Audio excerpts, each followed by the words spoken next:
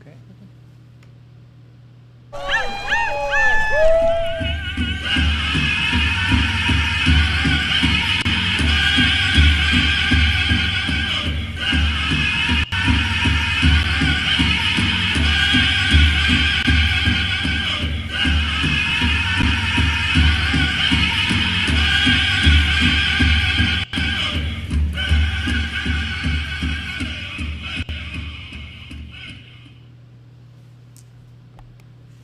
All right, welcome back, YouTubers. This is Inland Northwest Native News. I'm your host, Jeff Ferguson. And I'm your co-host, Margo Hill. All right, it is a great day to be Indigenous, and we are back on another wonderful Monday morning. All right, after a very refreshing, relaxing weekend, it was nice. It was very nice. So, yeah, and we had some good response, some good feedback from some of the people that peeps that's been tuning in.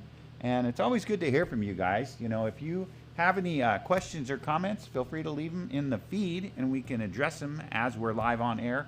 Or if you have any questions or comments you want to leave in the comment section, feel free to do that too. We are coming at you Monday, Wednesday, and Friday from 8 a.m. to 8:30, 8 to 8:30 a.m. And we're covering news and events for 11 tribes of the Inland Northwest. And it's as far west as the Colvilles, right? They're over there. Down south to the Warm Springs, Umatillas. Yep, and back east to the Blackfeet, and up north to the Kalispel, Ponderay, Kootenays of Idaho with the Nimipoos and the Coeur d'Alenes and the Spokanes and the Yakamas. And that's pretty much everybody that we're doing.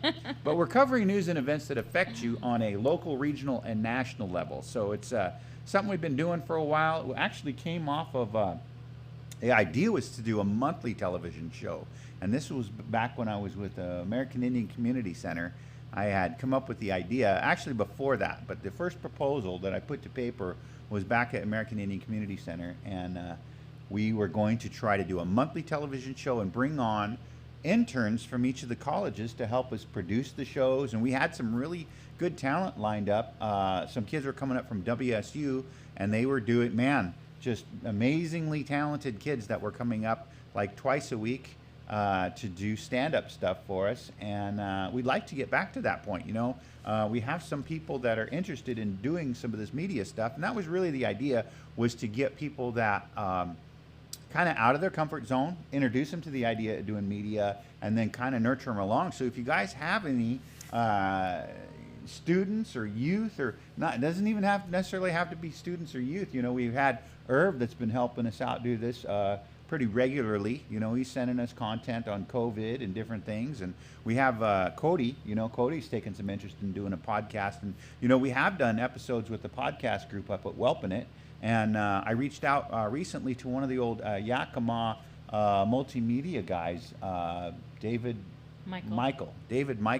And so, yeah, if you guys have any multimedia or news people, writers, if you have any from your different reservations that would like to have some screen time, we are more than happy to run their stories. We're more than happy to try to nurture them along and, you know, get them in the habit and kind of get them into the idea of being able to present Native news. You know, we've been so overlooked in mainstream media for generations, you know, decades and decades. We have some amazing organizations out there, Inland Online Native News, Indian Country Today, offer some really good insight. Northwest Native News from the coastal tribes had some really good stuff. I'm sure you could look up some of their old episodes if you're interested in seeing that. But, you know, that was kind of the idea. And I think we are getting to the point where we're starting to have people that are interested in doing this. And it's really exciting time to be Indigenous and Native, you know. Can you tell he's been up since 5 a.m.? All right. Yeah. The coffee's really kicking in. It's, you know, it's beautiful. Morning was beautiful. Out walking around or hearing the birds. Went for a walk, yeah. Yeah, it was nice.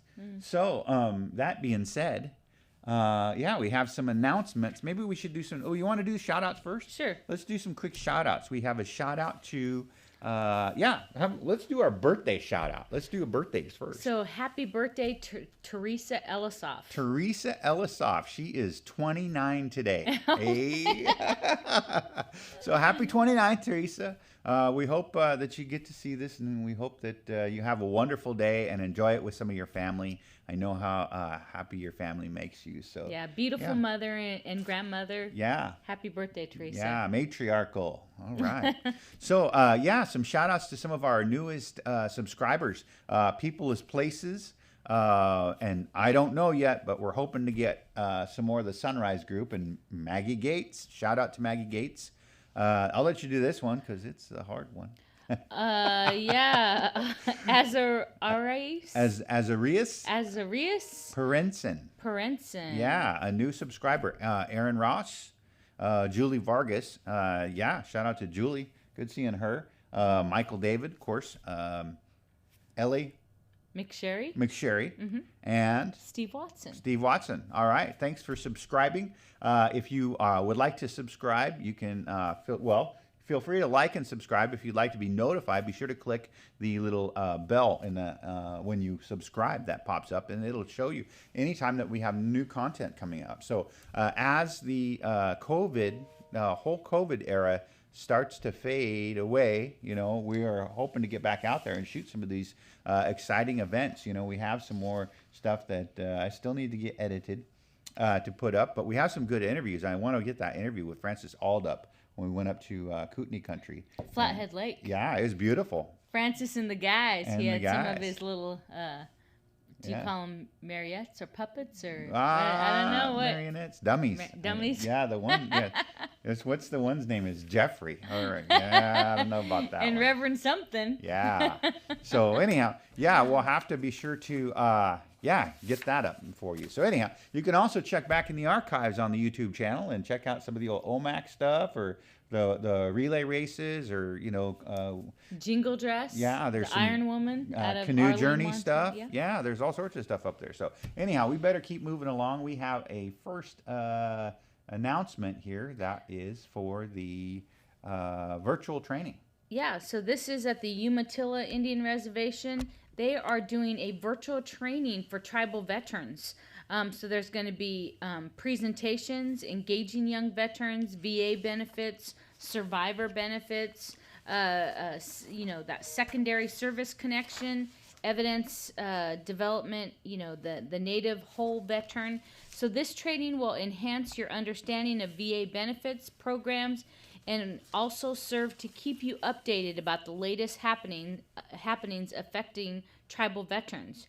You'll also have an opportunity to hear from leaders in the VA in a roundtable discussion and a question and answer session. So there's going to be a panel member discussion. Dr. David Kopax from the Veterans Administration Whole Health. And then there's some closing remarks from Kelly Fitzpatrick, the director of the Oregon Veterans Association. All right, that's cool. That's neat that they're doing that. Hadn't had any. We haven't done a whole lot of veteran stuff. We should look. We should actively try to find some veteran stuff for this. Yeah, that I think is a good idea. So that's why I pulled it. All right. Well then. That's why. All righty. Thought it was an important announcement. Oh. It'll get all the other tribes rolling on. Post 10/7/11, 4/7/11. Well, we have some amazing military veterans, and our warriors, and it's. I always like to hear the stories. Yeah. One I always like to sit down with is Milton Askett. He's always fun. Yeah, I like his stories from Adak, Alaska. Oh yeah. Or Deb Louie. Yeah. Take no prisoners. All right. So anyhow, we better keep moving along. The next announcement is the Coeur d'Alene. This one comes off the Coeur d'Alene Coeur d'Alene Tribe Council fires. The candidates approved for Tribal Council election. This is a public notice. The following tribal members have been certified to run for Tribal Council office. This is Chief Allen. He's an incumbent. David Matheson is an incumbent. Don Shinsky, is that how I say it? Shinsky is an incumbent. And then the 5 people that are running: Cheryl Campbell, Margaret Syjon, Maria Syjon Bighead, Sarah Lassart, and Tony Whitman. Election day is Saturday, May 1st. The polls open from 8 a.m. to 8 p.m. at tribal headquarters at 850 A Street, Plummer, Idaho. So good luck to the candidates, and be sure to get out and vote. That's how you get heard. You know, you get out there, you vote, get your voice out there, and you know, it makes things a lot easier when you have friends in high places. Yeah, make your vote count. Make your vote count. We don't get involved in politics at all, but we definitely want to announce so folks know when voting is. Yeah, it's important. You get out there. That's how you get your representation. That's how you align yourself and to get things done strategically, rather than button heads. You're gonna reach across the aisle. Hey, I'm just kidding. Anyhow, moving right along. We have a story about the Salish Sea that came up that I thought was pretty cool. The 56 orcas, including rare white ones, spotted in Salish Sea over the weekend. So this is actually a little older, but I thought it was really important to include it if you hadn't seen this. So you want to take this one? Sure. You want me to go ahead to the news story or Yeah, play the sure. video? Yep. Yeah. So this is Friday Oh, Harbor. you have a video. Yeah. Oh, well, let's watch the video. Yeah, hold on. Let's see if I can get it up here. You're on. There you go, right there. Let's watch the video.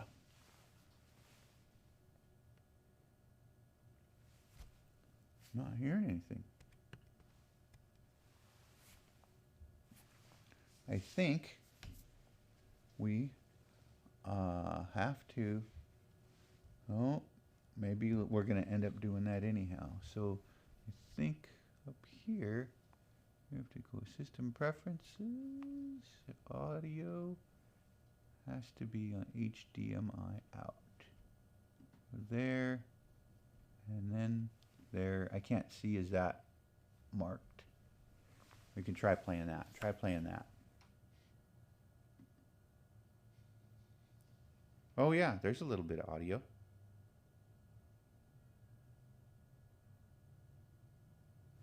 Oh, see the white one? Nice. There's very little audio. Was that? I can't see. Is that X'd? No. There was just that. Oh, okay. Well, we got a little bit of the picture. There's the white one. Wow, that's cool. That's cool. So there he is. Yeah, there's the white one again. Yeah, so there was more than 4 dozen orcas that were spotted throughout the Salish Sea over Easter weekend, including 2 celebri whales known for their unusual appearance. The J-pod, which is part of an endangered southern resident killer whale population, was seen moving slowly up the east coast of San Juan Island, with the whales swimming in close social groups. The Pacific Whale Watch Association was the one who reported this. So pods of Biggs killer whales, which are transient orcas, were seen among the San Juan Islands in both the President's Channel and Haro Strait, heading north into Canada and along the south end of Lopez Island. There was also a report of a small pod of Biggs killer whales in Puget Sound. In all, 56 killer whales were seen by naturalists. And if that wasn't enough, there was some special guests among the sightings, including the Biggs killer whale known as Chainsaw for his distinctive notched dorsal fin. Chainsaw was seen with his pod in the Haro Strait and the boundary waters between U.S. and Canada. That's cool. The article goes on to state that also spotted among the pods was transient orca known for its gray and white color, named Tluk, which translates to moon in the language of indigenous coastal Salish people.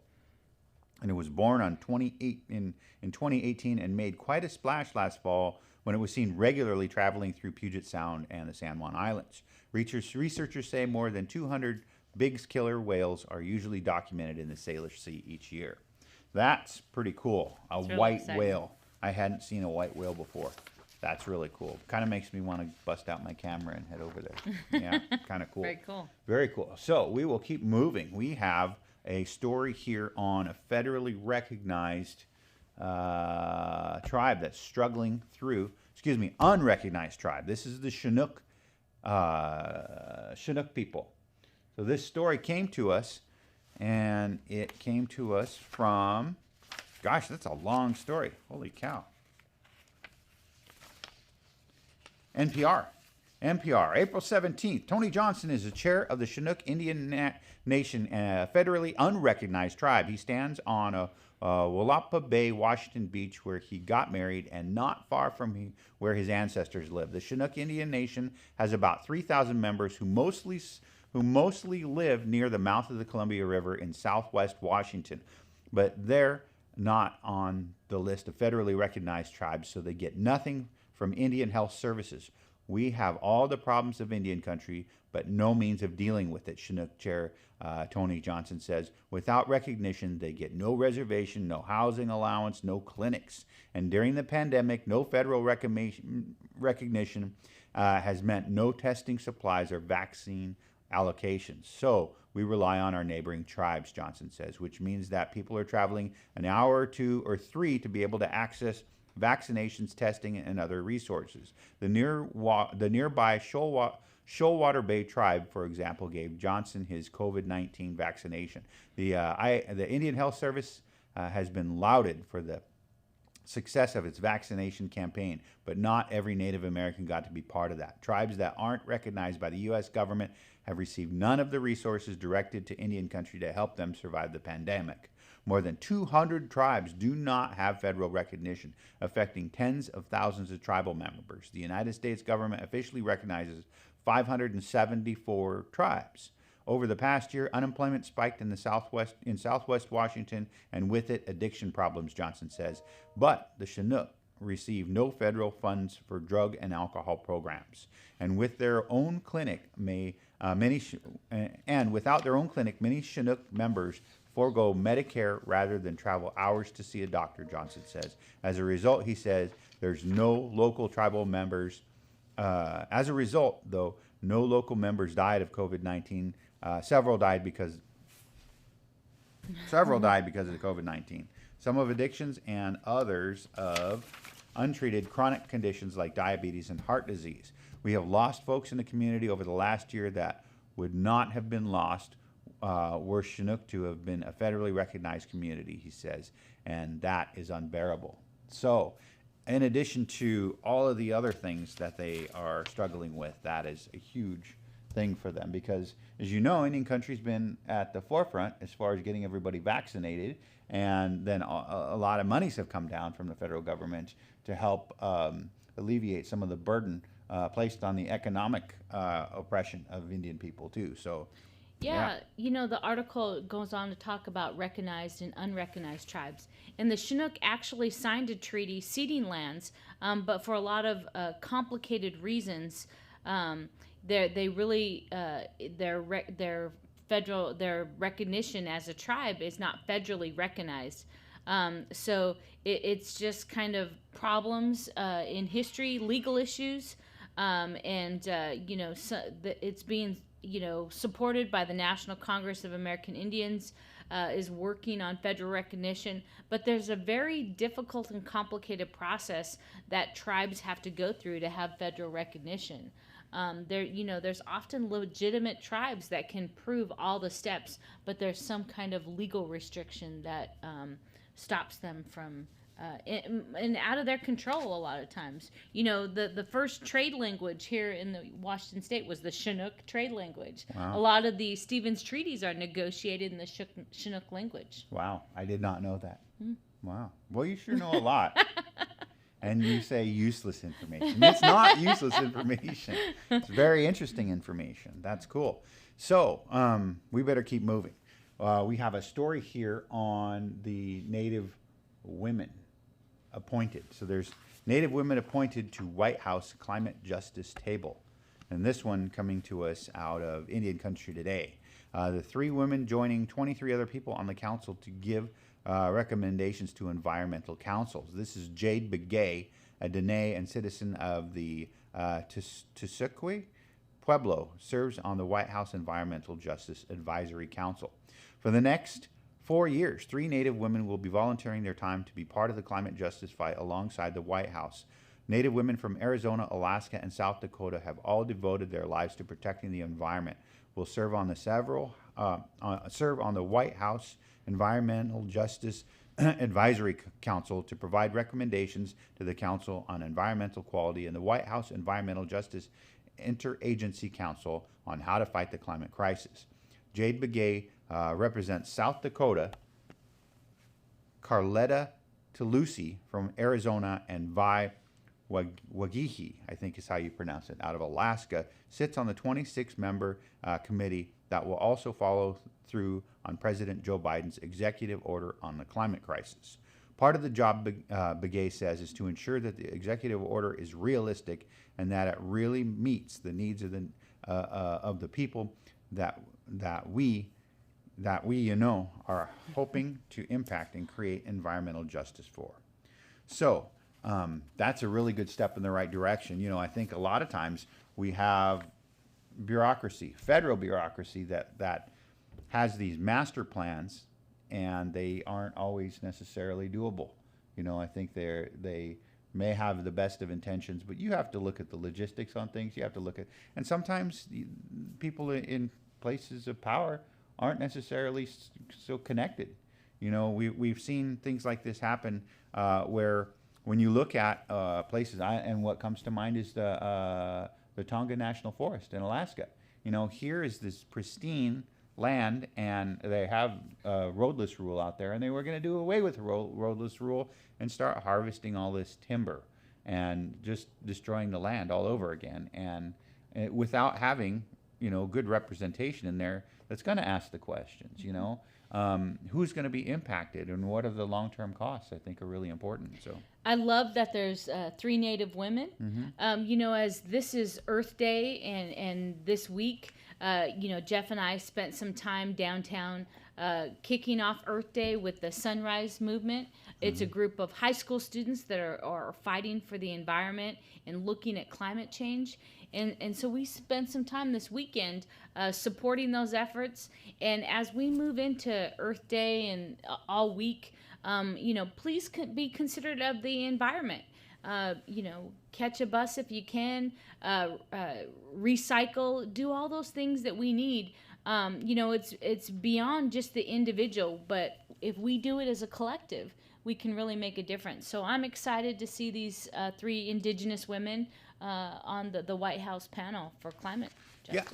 If we want to make these changes, there are studies that they've done that show when community and especially grassroots organizations start getting together, that really, in order to persuade the general public, they only really need 4% of the population to start influencing people. And so as Indian people, what that means to us, if we're just, we're less than 2%, but we're pretty close to 2%.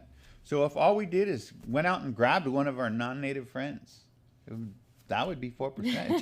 Take every Indian out there to grab one of their non-native friends, and we'd have 4%. We could get a lot done. But it is, it takes little by little, baby steps. But and then getting, voting, getting good people in places that they can make the changes. So at all levels, at the federal level, Jeff, for as far as the environment, with the last administration, they were trying to lower the water quality standards. Tribes gathered at the Seattle EPA headquarters, and we testified saying, hey, we've got it figured out here in Washington State. You go on back to Washington, D.C. We've got water quality standards handled here. Yeah, it's something that was done a while ago, and we're seeing the effects of it today. So sometimes it takes a while for things to get moving, and to stay headed in the right direction. I think we need some really good guidelines. But anyhow, we have a story, speaking of at a federal level, this one coming out of Native News Online. First Lady Jill Biden to visit Navajo Nation on Thursday and Friday.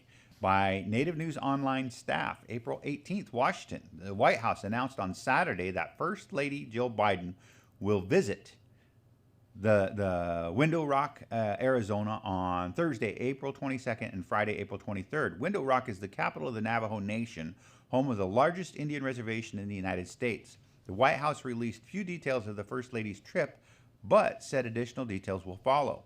The Navajo Nation President Jonathan Nez told the Arizona Republic on Sunday that Mrs. Biden planned to meet with the tribe's leaders, including Navajo Nation's First Lady, I want to say this right, Phefelia Nez, and Second Lady Dottie Lizer.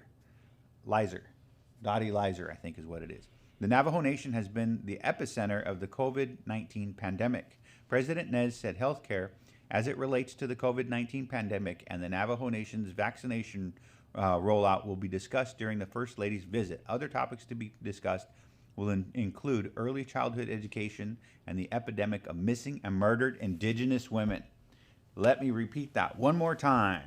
Other topics to be discussed will include early childhood education and the epidemic of missing and murdered Indigenous people. That's awesome. Mm-hmm. The First Lady's going out and they're going to talk about that. And hopefully they'll get some traction with it and we'll continue the positive movements in that direction. That's really cool to hear. Yeah. On that note, really good news out of Navajo Nation. Just this Saturday, we had an update that there were no reported deaths for the seventh consecutive day. You know, that's a big deal because, you know, for the Navajo Nation, the death toll stands at 1,262. And so the other good news is that were only 2 new COVID-19 positive cases reported on Saturday. That's a really big deal. Yeah, it is. So we're excited about this good news. And reports indicate that 16,477 individuals have recovered from COVID-19 and 260,477 COVID tests have been administered. The total number of positive COVID-19 cases now is 30,357. So we look at the positive cases by the Navajo Nation Service Unit, and it goes through the numbers: Chinle, Crown Point, Fort Defiance, Gallup, Cayente, Shiprock, Tuba, Winslow. And so we're looking, Jeff, at all those numbers. Mm-hmm. And great news. I mean, you know, the tribal community there is working hard to provide good health care, and they're maintaining their social distance. That's very hard for us as tribal people. Yeah. Yeah. That's exciting news. I can't, you know, it's, and for a while there, it was really out of control there. And now they're really reduced it. So that's, you know, it doesn't surprise me though, because Indian country has really led the way as far as vaccinations goes. And we're, as far as vaccination goes, and we really, as communities, individual communities have stepped up to really kind of push the envelope to see what can be done. Hopefully the rest of the country will follow in their footsteps. And there were several cases of the COVID-19 variants reported in different regions of the Navajo Nation. And of course, those are dangerous because they're more easily transmissible. Again, this means that those variants can spread from person to person at a higher rate than the normal strand of the virus. So we want to remind everybody to please exercise extreme caution. We're not out of the woods yet. We've made a lot of progress, and we're not done with the pandemic. You know, wear your mask, wash your hands, stay home if you can. You know, we just got to do everything we can so we can get back to our in-person gatherings, get back to our powwows. You know, we want, you know, my daughter's a senior. We want to have graduation if we can. You know, we're, you know, some of our spring sports are happening. There's a few baseball games, but please continue to social distance. You know, wash your hands. You know, this is something that the Navajo Nation, Jonathan Nez, is stressing to our communities. Let's keep doing all we can until we've got everybody vaccinated. Yeah, you know, it's as hard as it can be, as much fatigue as we have from COVID and the lockdown and the epidemic and all that, there are still countries out there that are far worse off than we are.